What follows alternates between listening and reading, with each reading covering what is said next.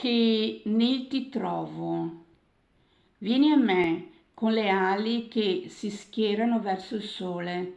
Il tramonto è caldo e vede priorità, essere ed appartenere, per vederci come siamo, per definire le piccole cose che il quotidiano può darci. Vivere, convivere, questo è.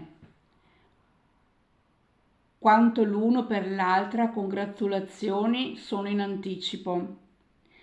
Dell'anniversario in costante avvenimento, evviva, veri come il cielo e come le stelle, io stella e gioia, te tesoro e amore, entrambi felici, colmi i cuori, a presto.